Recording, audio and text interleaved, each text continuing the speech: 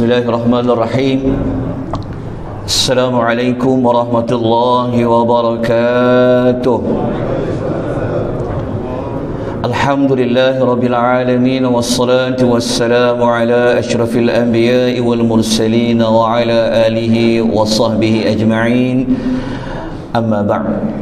Muslimin dan muslimat rahimani wa rahimakumullah, tuan-tuan dan puan-puan, ibu-ibu dan ayah yang Allah rahmati sekalian. Syukur kita kepada Allah pada hari yang mulia ini, pada hari yang sebaik-baik hari, penghulu bagi segala hari. Kita masih lagi diberikan ruang oleh Allah. Allah memberi kita hidayah dan taufik untuk kita hadir menjejakkan kaki kita di salah satu rumah Allah Subhanahu Wa Taala.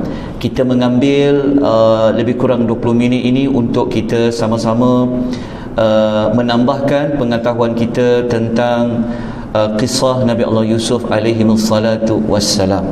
Ya, disebabkan kita belajar kisah Nabi Allah Yusuf, maka banyakkan bersabar seperti Nabi Yaqub dan Nabi Yusuf. Nota minggu depan insya-Allah. Insya-Allah. Kena minta maaf dulu, siap-siap. Tidak dipandang oleh macam je. Insya-Allah, insya-Allah. Okey. Kita masuk pagi ni babak yang pertama.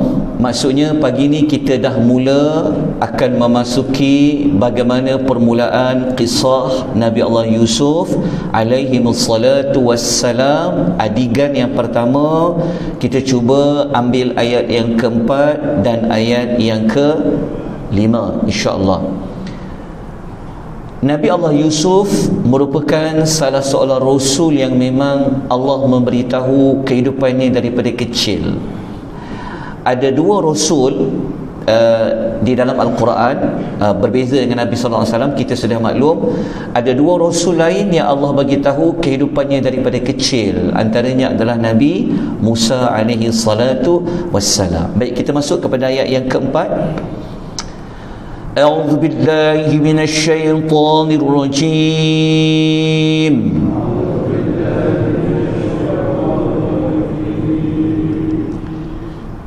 إذ قال يوسف لأبيه يا أبت إني رأيت 11 كوكبا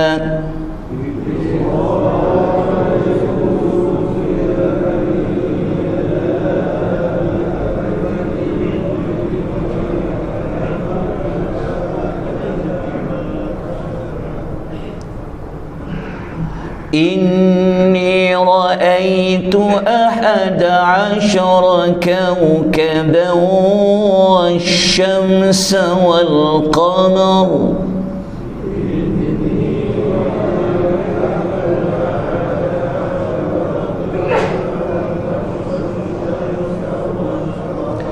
والشمس والقمر رأيتهم لي ساجدين.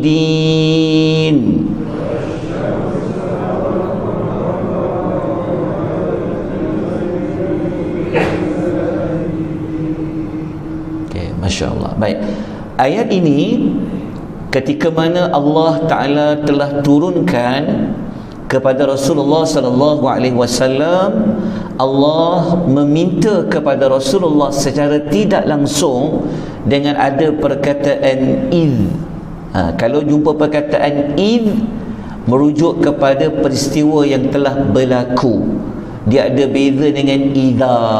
Kalau idza, apabila, dia boleh merujuk kepada yang akan datang. Tetapi kalau idh, benda itu sudah berlaku. Jadi Allah meminta kepada Rasulullah secara tidak langsung supaya ceritakan, ingatkan kepada manusia ketika mana Yusuf dia berkata kepada bapanya. So bapanya di sini kita telah ketahui sebelum ini, namanya adalah Yaqub alaihi wassalatu wassalam. Kenapa dia berkata kepada bapa dia? Kenapa dia tak berkata kepada ibunya? Kerana dalam surah Yusuf, ibunya ada. Tapi watak ibunya itu Allah tidak munculkan sepanjang kisah Nabi Allah Yusuf. Cuma dekat hujung-hujung tu nanti baru ada watak ibunya. Maknanya kisah Nabi Allah Yusuf ni Allah memaparkan watak bapa yang banyak. So Allah bagi kita tahu terlebih awal. So dalam kehidupan anak-anak ni, watak bapa tu sebenarnya memainkan peranan yang besar. Okay. Apa yang Nabi Allah Yusuf dia mengadu, dia cerita dekat bapa dia. Mula-mula dia panggil bapanya walaupun dia masih kecil, tapi dia pandai memanggil bapanya. Dia kata ya abati, dia kata wahai ayahku. Dia tidak menjerit panggil bapaknya. Kadang-kadang anak-anak kecil kan panggil ayah pun macam menjerit, dia panggil terpekik-pekik panggil bapak dia. Tapi Yusuf memanggil bapaknya dengan panggilan wahai ayahku. Macam kita mungkin dia kata abi ke, walid ke, daddy ke, baba ke, papa ke, dia panggil. Dia kata apa? Ini, dia kata sesungguhnya aku, dia kata ra'aitu, telah melihat. Telah melihat tu merujuk kepada mimpi. Dia kata aku telah melihat, iaitu telah bermimpi melihat ahada asyara kaukaba, ada 11 bintang, wasyamsa, ada 1 matahari, wal qamara, dan ada 1 bulan, ra'aituhum li, aku melihat juga mereka-mereka itu li sajidin, sujud kepadaku. Okay, maknanya jumpa tak perkataan ra'aitu 2 kali. Ra'aitu, lepas tu ra'aituhum. Maknanya kali pertama dalam mimpi itu nampak ada 11 bintang, 1 matahari, 1 bulan. Lepas tu dia tengok lagi, dia dapati 11 bulan, 11 bintang, 1 matahari dan bulan itu sujud kepada Nabi Allah Yusuf alaihi salatu wassalam. Tapi yang sujud ni bukan benda yang biasa-biasa. Sebab apa? Matahari, sumber kehidupan, cahaya.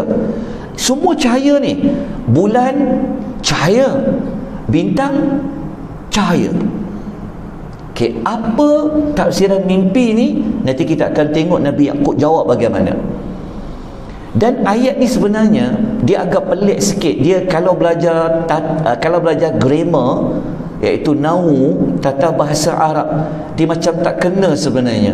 Bukan kita nak kata yang ni tak kena, tapi ingat ya, matahari ni dia sepatutnya dia adalah muannas, dia adalah feminin. Tapi kenapa digunakan sajidin? Sajidin itu merujuk kepada penggunaan untuk manusia. Okey, tapi tak apa, itu sedikit saja, jelas untuk mimpi ni. Okey, maknanya Nabi Allah Yusuf dia cerita pada bapa dia apa yang dia mimpi. Masa tu dia masih kecil. Okey, daripada mimpi ni, ayat yang keempat ni, maka apa pengajaran yang kita boleh ambil? Nombor 1, ayah menjadi tempat rujukan kepada anak-anak. Kenapa dia tak cari mak? Kadang-kadang ada zaman sekarang ni, apa anak nak cakap je, cakap kat mak lah, bapa sibuk lah. Kadang-kadang anak kecil datang dekat kita ni, tengah baca surat khabar ni, kacau ayah je lah, pergilah pergi main. Tak? Kadang-kadang kita tak nak dengar budak kecil cakap apa. Betul, setengahnya ayah tengah sibuk ni, boleh kejap lagi. Adakah Nabi Yaqub dia buat macam tu pada anak dia? Nanti kita akan tengok apa jawapan dia. Pernah tak kita buat macam tu pada anak-anak yang masih kecil? Dia ada benda nak cerita ni, dia cari bapa dia. Kenapa tak cari mak dia? Zaman sekarang mungkin ada, tapi tak semua. Ayah ni menjadi tempat mesin ATM je. Faham tak? Duit ayah. Apa masalah kau? Kau ada isu apa? Cakap kat mak. Tapi ayat ni menunjukkan watak siapa ni? Watak bapa. Dalam Quran kalau ibu belajar tentang keibubapaan, semua watak bapa Allah tunjukkan. Watak bapa, watak bapa, watak bapa, watak bapa. Watak ibu ni biasanya Allah akan gunakan ketika mana nak suruh anak ni, kalau kau nak berbakti pada mak dan ayah kau, Allah akan munculkan watak ibu. Tapi dalam bab pendidikan, Allah munculkan watak bapa. Ada 1-2 tempat je lah watak ibu yang muncul, macam kisah ibu Musa. Tapi kalau buka Quran, semua watak bapa.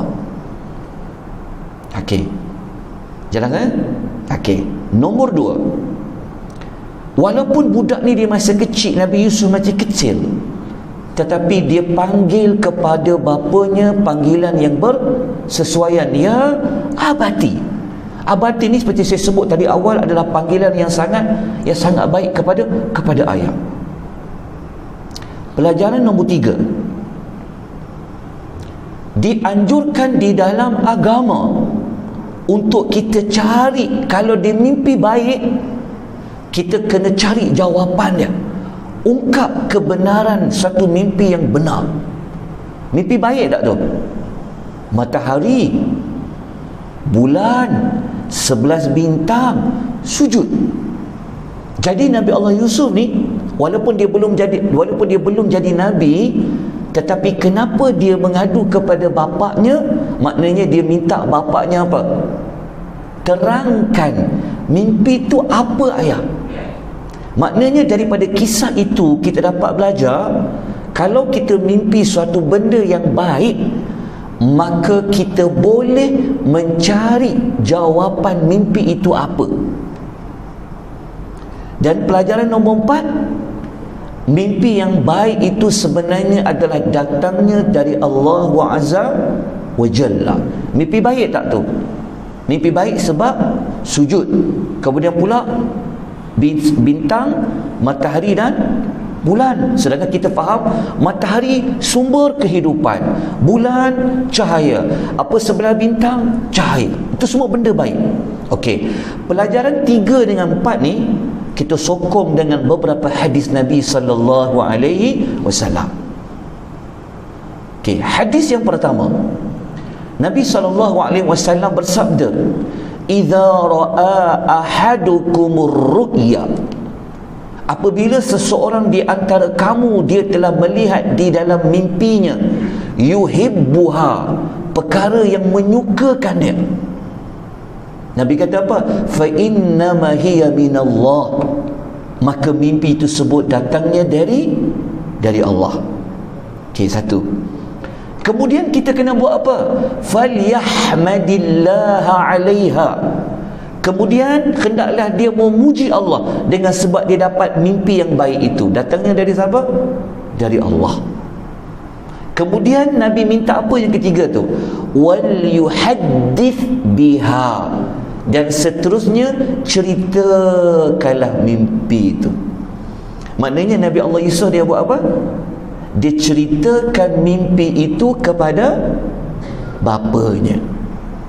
Okey, jadi kalau kita mimpi yang baik, ucap alhamdulillah dan cuba dapatkan apa maksud mimpi baik tu. Boleh cerita tak pada orang? Jawapannya boleh. Okey. Hadis kedua, riwayat Al-Bukhari, ni riwayat Al-Imam Tirmizi, hadis sahih. Nabi SAW bersabda, "Idza ra'a ahadukumur ru'yal hasanah," jika salah seorang dari kamu melihat mimpi yang baik, Nabi minta apa? Falyufassirha, hendaklah dia mentafsirkan mimpi itu. Wal yukhbir biha, dan dia boleh ceritakan mimpi itu. Jelas? Maknanya kalau mimpi baik, Nabi benarkan kita buat apa? Pergi cari jawapan mimpi itu apa. Kemudian kita boleh viralkan, boleh kita hebahkan. Tapi kita kena ikut saya ayat yang satu lagi nanti. Tapi secara umumnya boleh tak cerita pada orang? Boleh. Mana tadi saya bermimpi sekian dan sekian. Boleh. Boleh cerita pada pasangan. Boleh. Mimpi baik, cari jawapannya dan boleh cerita. Macam mana Nabi Allah Yusuf buat? Dia cerita kat bapa dia, lepas tu dia nak minta apa makna yang perkara-perkara sujud kepada dia. Tapi kalau mimpi buruk, Nabi kata apa? Wa idza ra'a ar-ru'yal qabihah, kalau dia mimpi yang buruk, fala yufassirha, jangan dia tafsirkan, wala yukhbir biha, dan jangan ceritakan. Tapi kita terbalik, yang buruk tu nak cerita, yang buruk nak cari jawapan, yang baik tak nak dicari jawapan. Okey, malam tadi mimpi apa? Tak ada. Tak apalah, tak ada. Okey. Pelajaran nombor 5 yang kita dapat belajar. Kenapa Allah sebut tadi ada 11 bintang, ada matahari dan ada bulan? Sama tak cahaya matahari, bintang dan bulan? Jawapannya tak sama kan? Kata para ulama, itu adalah isyarat yang menunjukkan bahawa darjat bapa, darjat ibu, darjat anak-anak itu berbeza. Walaupun kita tak jumpa lagi lah maksud mimpi itu apa, tapi kita dah ketahui memang merujuk kepada siapa? 11 bintang itu adalah 11 adik-beradik Nabi Allah Yusuf. Matahari itu ulama khilaf, berlaku perbezaan pendapat di kalangan para ulama. Ada kata matahari itu adalah Nabi Yaqub, ada yang kata isteri dia, mak Nabi Yusuf. Berlaku perbezaan antara matahari dan bulan. Tapi yang kita nak papar kat sini, dalam mimpi itu sebenarnya, bentuk mimpi itu pun sebenarnya Allah seperti memberikan isyarat apa? Cahaya itu kan tak sama, cahaya matahari berbeza dengan cahaya bulan. Nak menunjukkan apa? Darjat seseorang itu berbeza dengan darjat seseorang yang lain. Begitulah anak-anaknya. Okey, pelajaran nombor 6 yang kita dapat belajar, mimpi para nabi ini adalah benar. Dan kalau dia bukan para nabi, dia orang yang salah, dia juga boleh dapat, kalau mimpi itu benar, itu adalah satu bahagian daripada tanda-tanda kenabian. Maknanya bukan kita mimpi benar kita tu nabi. Tak, maksudnya ciri-ciri nabi ni ada banyak. Salah satunya daripada mimpi yang benar. Okey, nombor 5 dengan nombor 6 ni, pelajaran 5 dan 6 ni, kalau kita tengok dalam tafsir Al-Quranul Azim, Ibnu Kathir kata, ulama khilaf lah siapa sebenarnya maksud 11 bintang tu, tak dapat dinafikan, merujuk kepada 11 adik-beradik Nabi Allah Yaqub. Tapi bulan dan matahari dan bulan tu ulama berbeza pandangan.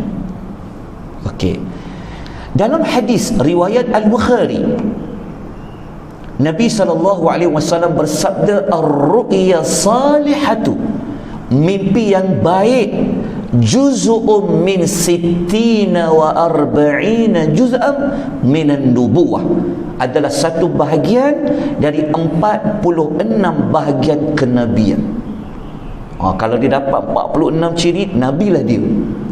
Tapi hanya satu daripada 46 bahagian ciri kenabian. Dari riwayat Bukhari. Ini untuk permulaan dia. Maknanya begini, siapa yang datangkan mimpi tadi tu yang baik tadi? Jawapannya Allah. Okey, kena faham tu dulu. Jadi takdir Nabi Allah Yusuf ni, dia bermula daripada dia maksudnya mimpi dia tu sebenarnya datangkan dari Allah kan? Maknanya mimpi benar kan? Maknanya daripada mimpi itu sebenarnya nanti bagaimana Allah nak merealisasikan mimpi itu, nanti kita akan tengok pada ayat yang berikutnya. Okey, apa tindakan selepas tadabbur yang kita boleh ambil daripada ayat-ayat keempat pada pagi ini? Tindakan yang pertama, Kita kena tiru macam Nabi Allah Yusuf itu memuliakan ibu bapa dengan menggunakan panggilan yang mulia. Jangan dipanggil, kadang-kadang ada anak dipanggil, "Hai orang tua tak sedar diri." Ataupun anak terlolong, terpekik, menjerit, dia panggil mak dan ayah dah. Jangan. Dalam surah Al-Isra ayat 23 Allah pesan, "Fala taqul lahumā uffin wa la tanharhumā wa qul lahumā qawlan karīmā." Hujung tu Allah kata, jangan kau berkata kepada mereka berdua perkataan dan janganlah engkau menengking mereka, tapi ucaplah kepada mereka perkataan yang mulia. Nak panggil tu mulia, panggil dia dengan perkataan yang baik. Okey, nombor 2 tindakan kita dapat belajar. Kalau kita mimpi baik, buat apa? Cari sesiapa yang soleh, yang pakar dalam bab mimpi ni. Dekat Taman Tun ni ada tak pakar taksir mimpi?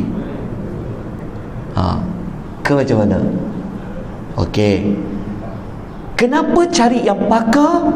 Kenapa cari yang soleh?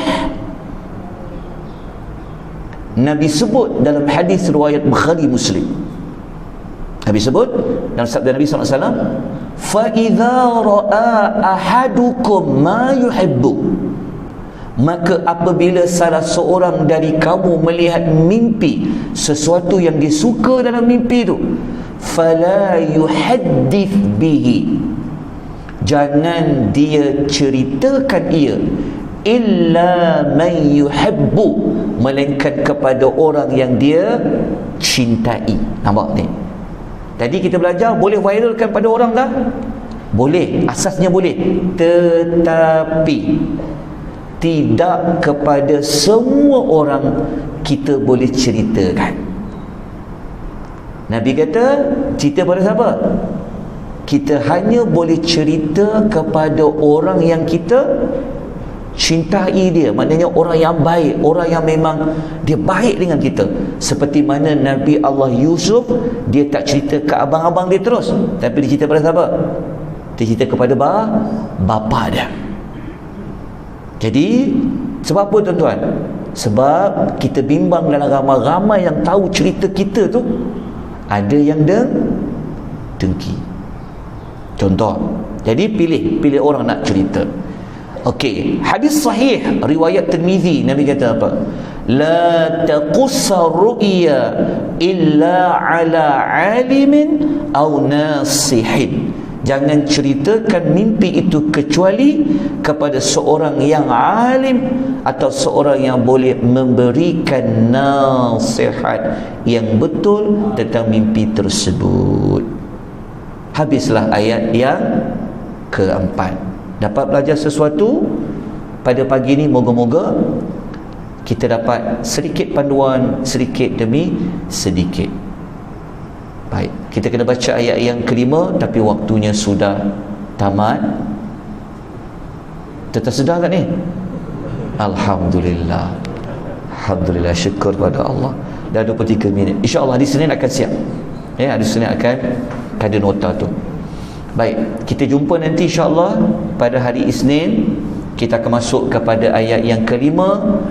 Apa yang Nabi Allah Yaqub akan jawab kepada Nabi Allah Yusuf, anaknya yang masih kecil, yang mengadu kepadanya tentang mimpi yang baik. Moga-moga kita menjadi watak seperti watak bapa seperti Nabi Yaqub, kita menjadi watak anak seperti watak Nabi Allah Yusuf alaihi wassalatu wassalam. Aqulu qawli hadha wa astaghfirullahal azim wa billahi taufiq wal hidayah. Wassalamu alaikum warahmatullahi wabarakatuh.